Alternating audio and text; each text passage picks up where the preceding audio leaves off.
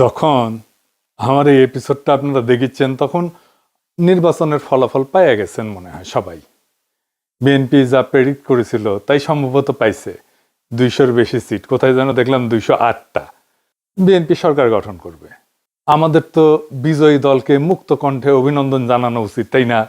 কিন্তু জানাইতে পারতেছি না মুক্ত কণ্ঠে। অভিনন্দন জানাই, অভিনন্দন জানাবো, কিন্তু মুক্ত কণ্ঠে জানাইতে পারতেছি না, কারণ আজকে আপনারা জিতছেন কিন্তু ইতিহাস অন্যদিকে হাঁটতেছে। কিছু বিষয়ের কারণে এই ভোটের গায়ে এমনভাবে কালি লেগে গেছে যেটা খুবই খারাপ একটা কাজ হয়েছে। খারাপ কাজটা কি সেটা আমরা আস্তে আস্তে আলাপ করব। এটা দরকার ছিল না এইভাবে কারচুপি করার। ভোটটা সুষ্ঠু হয়েছে কিন্তু রেজাল্ট সুষ্ঠু হয় নাই। 10:30 পর্যন্ত রেজাল্ট আসতেছে মোটামুটি 2 জোট পাশাপাশি আগাইতেছে, 3-4টা সিটের গ্যাপ। কখনো এই জোট একবার আগায়, কখনো আরেক জোট একবার আগায়, তারপরে সব বন্ধ বেশ কিছুক্ষণ, ঘন্টা 2-1। তারপরে তত্তর করে বিএনপি আগায় যেতেছে। আর জামাত জোট মনে হয় ঢাকার জ্যামে আটকেছে, আর নড়ে না, নড়ার চড়ার কোনো নাম নাই, ওইখানেই থাকলো। 40 থেকে বিএনপি 208 হইল। আচ্ছা বলেন তো, কখনো এভাবে ডেটা ফাংশন করে? ভোটের সব তো ডেটা, অঙ্ক, এটাকে এইভাবে ফাংশন করে? মানে এটা বিজ্ঞানের কথা, ব্রেনটের কথা আর কি, এডুকেশনের কথা। এগুলো তো র্যান্ডম নাম্বার। যেভাবে ভোটের রেজাল্ট ঘোষণা করা হয়েছে এর কোনো প্যাটার্ন মানে নাই। আপনি এই ডেটা যে কোনো ম্যাথমেটিক্যাল স্ট্যাটিস্টিক্যাল মডেলে ফেলেন, তারপরে দেখবেন এটা ম্যানিপুলেশন হয়েছে। একদম সেই অঙ্কে কষে এটা বুঝাই দেওয়া যাবে। আমি বুঝাই বলি একটারে। ধরেন এটা 300 সিট, তাই না? 2 জোটের সাপোর্ট মোটামুটি কাছাকাছি। তো র্যান্ডম অর্ডারে সিট ডিক্লারেশনের যে ধারা একটার পর একটা আসতেছে, এইটা যদি আমি সাইমুলেশন করি, বারবার করে দেখি, ধরেন 1 লাখ বার করি, করে দেখবো যে কয়বার এরকম প্যাটার্ন আসে। প্যাটার্নটা কিরকম? যে 10:30 পর্যন্ত নেক টু নেক ফাইট চলতেছে, তারপরে টোটাল ফ্রিজ একদিকে, আর একদিকে ম্যাসিভ অ্যাক্সেলারেশন, দাম করে উঠে গেছে উপরে। এটা সম্ভাব্যতা কত? এটা সম্ভাব্যতা যদি 0-এর কাছাকাছি হয় তাইলে এটা কারচুপি। আমি অঙ্কটা করেছি, অঙ্ক করলে, আমাদের বাংলার মার্টিন লুথার কিং অঙ্ক ভয় পায়, তো আমি করেছি। যদিও আমি স্ট্যাটিস্টিশিয়ান না, তাইলে এইটা হওয়ার সম্ভাবনা 0। মানে 1,90,000 বিলিয়ন কোটি বার যদি আপনি এটা করেন তাহলে একবার আপনি এটার চান্স আছে। মানে বুঝেছেন তো এডিটর সাহেব? লিখে দেন 1,90,000 বিলিয়ন কোটি বার আপনি যদি এটা সাইমুলেট করেন, প্রায় অসীম সংখ্যায়, তাহলে একবার এটা হওয়ার সম্ভাবনা আছে। এই এই এই নির্বাচনে যেটা হয়েছে, কি রেকর্ড দেখেছেন? গিনেস বুকে ঠাঁই পাবে বিএনপি দল হিসেবে। এবং তাদের বুদ্ধিজীবীরা এইরকম আসন সংখ্যার কথাই কিন্তু বলছে, 200-র বেশি পাবে বলছে না? বলছে জামাত এনসিপি 80টার মতো পাবে, তাই হয়েছে। আমার প্রশ্ন হইতেছে এত নিখুঁত প্রেডিকশন কেমনে করলো? তার মানে আগে থেকে সাজানো ছিল, তাই না? আচ্ছা এই যে 208টা সিট যে পেল, এইরকম আওয়াজ কি বিএনপির ছিল যে 208টা সিট পাবে? ইলেকশনে মাঠে ছিল, বরং উল্টাটা ছিল।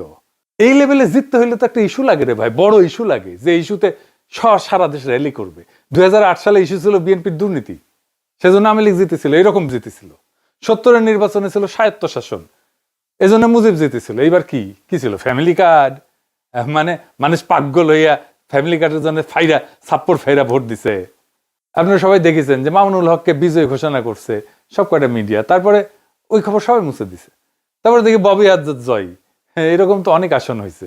এমনকি তারেক রহমানের আসন হয়েছে, 3,500-এর ব্যবধান ছিল, 17টা কেন্দ্র বাকি ছিল গোনা, তারেক রহমানকে বিজয়ী ঘোষণা করে দিছে। তারেক রহমানের প্রতিদ্বন্দ্বী লিখছে এটা, আমি স্ক্রিনশট নিয়ে রাখছি। ওই সময় খুলনাতে মিয়া গোলাম পারোয়ার কত ভোটে হারছে জানেন? 2,000 ভোটে মাত্র। শুধু জামাত 5,000-এর কম ভোটে হারছে এরকম আসনের সংখ্যা কত জানেন? 53টা। মূলত এই 53টা আসনে কারচুপি করে হারানো হয়েছে জামাতকে। কেউ কেউ বলে এটা 70টা। জামাত তাইলে প্রকৃতপক্ষে আসনগুলোতে জিতছে, কিন্তু ডিপ স্টেট সংখ্যা কমায় কয়টা দিতেছে? 70টা না কয়টা যেন দিতেছে, খয়রাতি। এটা তো বিএনপির শক্তি না, এটা ডিপ স্টেট, আওয়ামী লীগ আর প্রশাসনের শক্তি। তার উপরে ভর করে তারেক রহমান দেশ চালাবে। কেমন চালাবে বুঝেন? আমাদের প্রতিপক্ষ তো বিএনপি না, আমাদের প্রতিপক্ষ BNP plus Awami League plus deep state plus India. প্রয়াত ডক্টর আলী আকবর খান অর্থনীতিবিদ ছিলেন, সাবেক আমলা এবং তত্ত্বাবধায়ক সরকারের উপদেষ্টাও ছিলেন সাবেক। ওনার একটা বই আছে, অবাক বাংলাদেশ, বিচিত্র ছলনাজালের রাজনীতি। ওইটাই উনি লিখছেন যে কিভাবে নির্বাচনের ফল বদলায় দেওয়া হয়।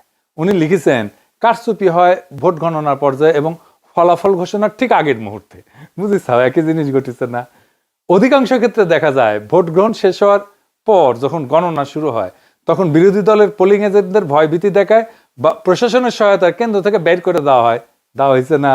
বের করে কুমিল্লা ৮ বরুড়ার একটি সমস্যা আমরা তুলে ধরেছি। সেখানে আজকে বিশেষভাবে ভোট শুরু হওয়ার কিছুক্ষণ পর থেকেই আমাদের 30টা সেন্টারের এজেন্ট থেকে তারা বের করে দেয়। রিটার্নিং অফিসারের পক্ষ থেকে দেই দিচ্ছি করে এবং পদক্ষেপ নিচ্ছি করে কথা বললেও কোনো পদক্ষেপ তিনি কার্যকর করতে পারেন নাই। এখন পটুয়াখালী মির্জাগঞ্জ এরকম সমস্যা আছে।